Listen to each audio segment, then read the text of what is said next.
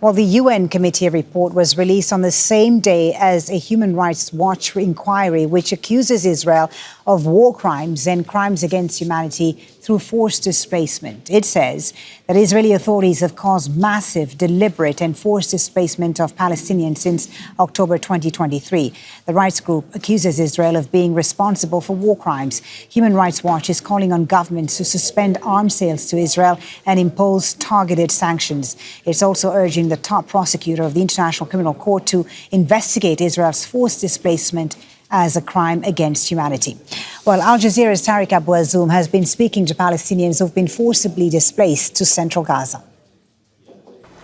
I'm right now in Deir el-Balah in one of the open-air encampments here, where the situation is critically very dire. We can see that sewage water completely unfolding makeshift tents where families are going through really and literally horrific humanitarian conditions. You can see how flimsy these tents are and how families, in fact, are struggling amid lack of all sorts of basic necessities. Let me take you now to take a very close look on how civilians are struggling. Here in this place, children are completely struggling in every single day, in every single hour, in order to fill water. For them, every day is a challenge for survivor. We can see like they are bringing their gallons of water in order to fill it in light of the full collapse of the sanitation system here. And we can see like families are building their makeshift tents close to each other in order to survive. Most of them have been displaced from northern Gaza. We are living in dire conditions among the waste. There's no medication of any sort. We're starving, and the few aid supplies we may get our hands on are not sufficient or healthy.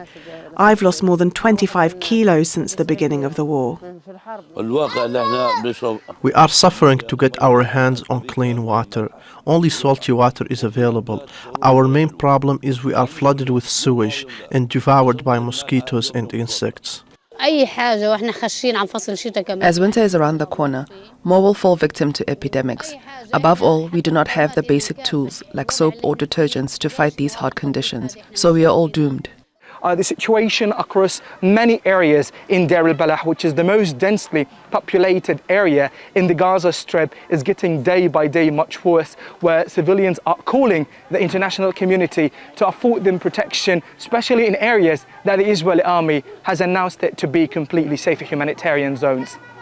Tariq Abu Azoum, Al Jazeera, Deir el-Balah, Palestine.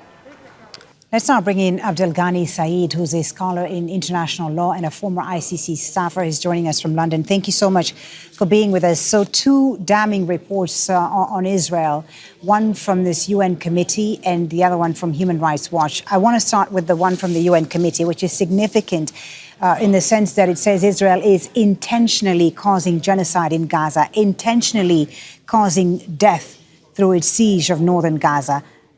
How damning is this particular report compared to the previous ones we've had from other UN bodies or the UN special rapporteurs?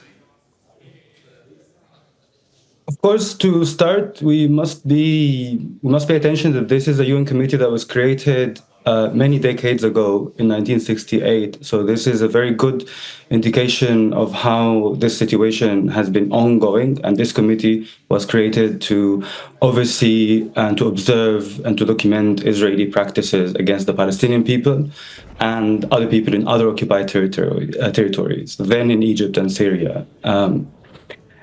This report uses the term genocide in a very determined way that, again, asserts what the ICJ has already found, that a genocide was plausible.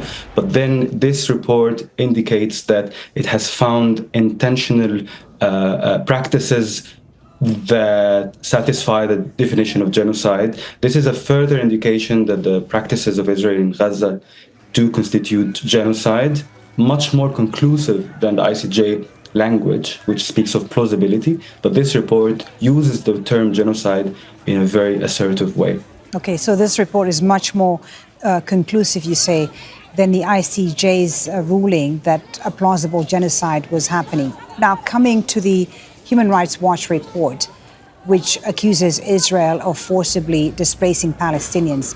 To qualify that as a war crime, I understand the forcible transfer of a population, that must be carried out intentionally. And we've had the Israelis argue time and time again that they're adhering to the protection of civilians in wartime. The Prime Minister saying that Israel has no intention to reoccupy Gaza. How do you prove in an international court that this is being done deliberately? What Israel has been carrying out in Gaza and in Lebanon as well is what several international law scholars call a humanitarian camouflage, which is that it uses so-called humanitarian warnings to evacuate repetitively entire civilian spaces with a view to simply collectively punishing these civilians and justifying future attacks on these civilians and furthering its plan to ethnically cleanse Palestinians and also southern Lebanese populations.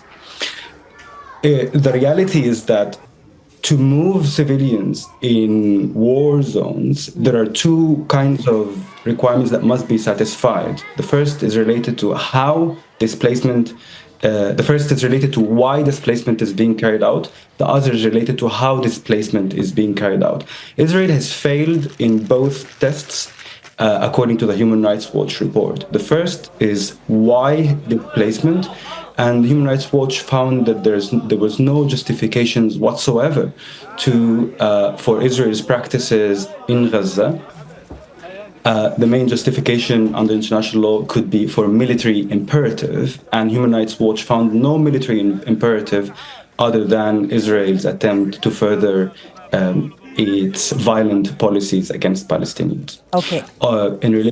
In relation to why Human Rights Watch, in relation to how Human Rights Watch found that the circumstances of moving Palestinians have also been contrary to international humanitarian law, in the sense that Palestinians have been deprived of water and the installations necessary for the survival of the civilian population have been destroyed, and that this movement is not temporary. It is not designed as a temporary measure, but it is designed to be perpetuate. And this makes it a crime under international law, and potentially it contributes to genocidal policies. Okay, understood. Thank you so much for clarifying that. Now, Abdelghany, other UN agencies and non-governmental organizations have accused Israel of carrying out genocide against the Palestinians. There have been numerous other reports, but that has not stopped Israel from conducting its war. One of the recommendations that I thought was quite interesting in the latest report by this UN committee is to hold business entities accountable for complicity in violation of international law because of their supply of arms to Israel or their supply of services. Do you think holding businesses accountable could be more effective? Absolutely. I mean, after the International Court of Justice's advisory opinion in July and the UN General Assembly resolution enforcing that advisory opinion, which was in September last month, a couple of months ago, now there is an international legal framework to enforce some kind of encirclement of all private entities that are involved in Israeli practices. In the past, we had a company like Caterpillar always arguing that it could not know what its equipment were being used in. But today we have the highest international legal authority in the global order, which is the International Court of Justice, saying that occupation as such, in and of itself, is unlawful, which means that any private entity cooperating with occupation, you don't need to know how your equipment are being used. The mere fact that you're cooperating, this is in violation of international law. I believe that basically this kind of measures by targeting private entities is what is going to make occupation too costly to sustain. And historically, this is how colonialism ends. It's when it becomes too costly to sustain. Thank you so much for your insight. Very interesting to speak to you about this. Abdelghany Sayed, a scholar in international law and a former ICC staffer, joining us there from London. Thank you very much for your time. We appreciate it. Make sure to subscribe to our channel to get the latest news from Al Jazeera.